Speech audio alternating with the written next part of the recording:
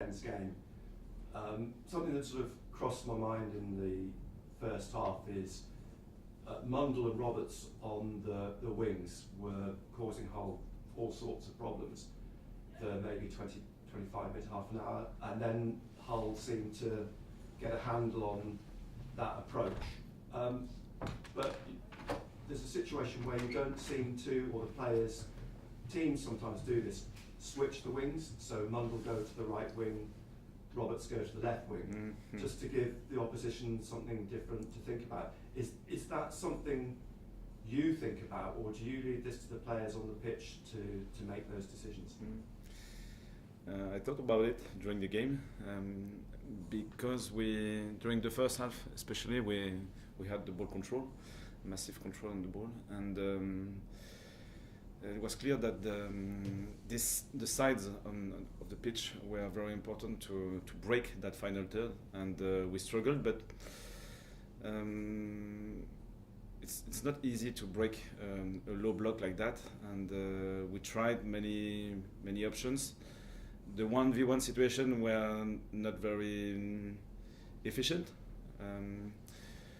but this final part of the build-up phase is still the most difficult, and I think we need time just to adjust our patterns to make it more predictable for us, so it's easier to understand when Patrick or Romain will cross, for example, and in the opposite side to understand when it will be important to be in the box in the right timing.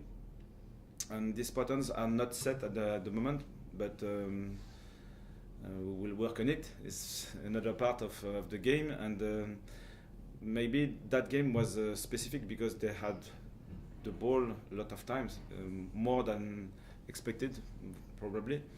And Patrick said after the game it was unusual to have the ball and this 1v1 situation so often, and he struggled a little bit, but it's a new experience, and I think we will improve this part, and it could be an option to switch their position because when this 1v1 duel is solved by the defender, maybe if you change you can cause a new problem.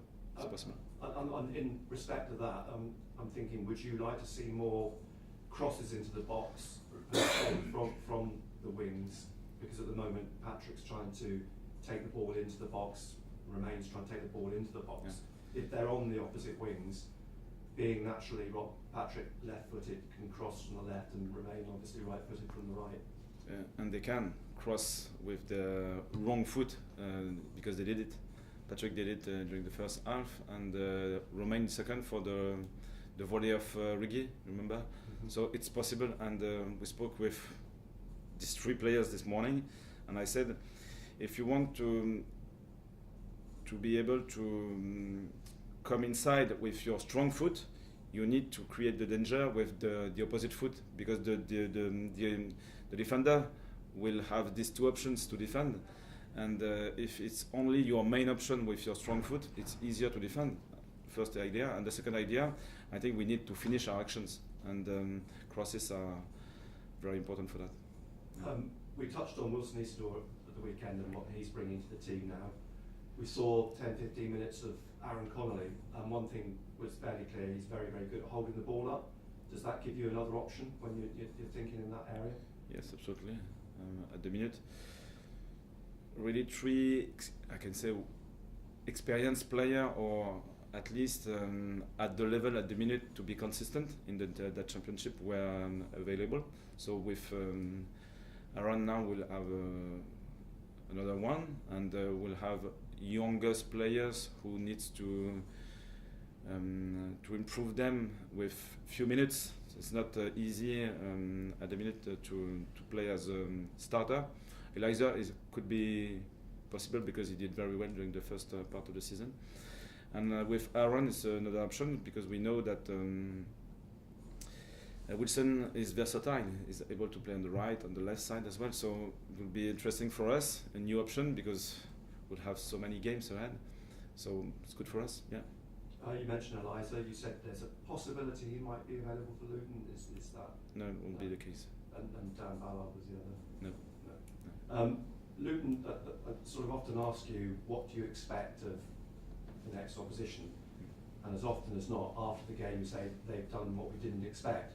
So I'm not quite sure what your thoughts of Luton are, because they had a good win at the weekend, but that's probably, there's a sort of caveat to that win. It was a local derby and it was Rob Edwards' former club. So I'm not sure quite how much you draw from that result. We don't know before the game, but their style is well known and very efficient when it's well played. So I don't think they will change the style of play, because this strength is very interesting, and when it was played, it's difficult to cope with that kind of direct play and second balls, and it's not pejorative, because it's very hard to play like that, and when they play like that, it's very difficult to stop them. So this part of the game will happen, so we'll have to be able to face with that kind of situations, but we need to impose our style of play as well. So if we can keep the ball, if we can dominate the pitch and having a massive control of on the ball, I think for them they'll have less options and less weapons, less opportunities to unbalance us. So this is the main objective of that game. Again, do we want to be proactive on the pitch, or just reacting and expecting that they are weak today instead of imposing our style? So it would be our main concern for that game. You're enjoying a lot of new experiences in England in the Championship. Kenilworth Road will be another cultural experience for you. Atmospheric is probably the best way to describe it. Yes, I'm looking forward for that new experience, because I like discovering new stadiums, new style of play, new teams, and how can we solve the problem to win at the end, and to be competitive in that league. The variety of styles are so huge that it's very interesting to change and to evolve, managing some problems, but imposing our way of playing is very important as well. And I think against Hull it was very interesting, especially during the first part of the game. We controlled the game, and during the second part of the game, when they regained the possession, because this was their style of play, we were able to defend and to regain that possession later, and it was very interesting for the personality of the team. So I hope we'll be able to do this at Luton tomorrow. Bonjour. Merci. Régis, you talk about the personality of the team. At the weekend, you spoke about how much more mature you felt the players were. How much have they grown in the short time that you've been here? It's difficult to say, because just 3 months with them, so the stories started before me, and even it was sometimes bad experiences, and they lost many games in a row. But it's still important to live this kind of experience to grow. So you can't watch the learnings during, because you are still losing, but later this experience is useful. And from the beginning of this season, it's clear that the last season was very important for them to be performant right now. Now the work, all the stuff and the work we are doing with the team is probably very useful to create foundations. But the previous experience was, I think, very important for what we are living now as well. Because if you win all the time, if you do lose, you don't know how to deal with it. Really, that's I guess what the useful side of losing is. You know how to deal with it when it happens. Yes, if you understand the problems you had during the games. Sometimes it's difficult, because against maybe the first loss, it was that problem.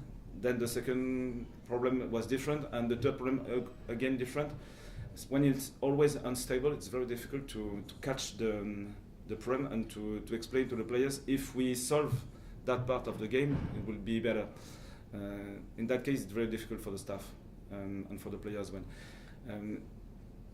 during that season, when we lost, we knew exactly why we lost, and we were always stable in the other part of our game. So it wasn't like a disaster with everything was went wrong. So in that case, it's still easier for a coach, for a team, to understand the small part of the game where we were not strong enough, and then work on it, solve the problems, and let's go for the next game, and it's solved.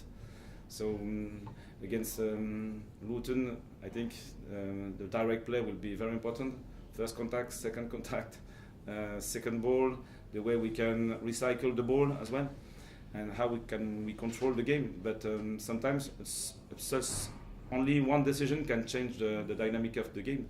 So football is like that. Sometimes unpredictable, but what we can control, we want to work on it. Obviously, it's great to be top of the league, but it's very tight there. It's important that the players don't get too carried away with the position in the table. Yeah, it happened before.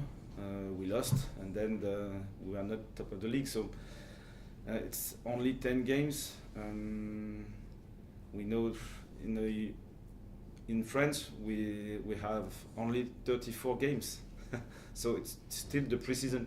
Okay, it's like that. We have a full championship to play, so it's too early to project anything. But if we focus on our game, and I think from the beginning of that season,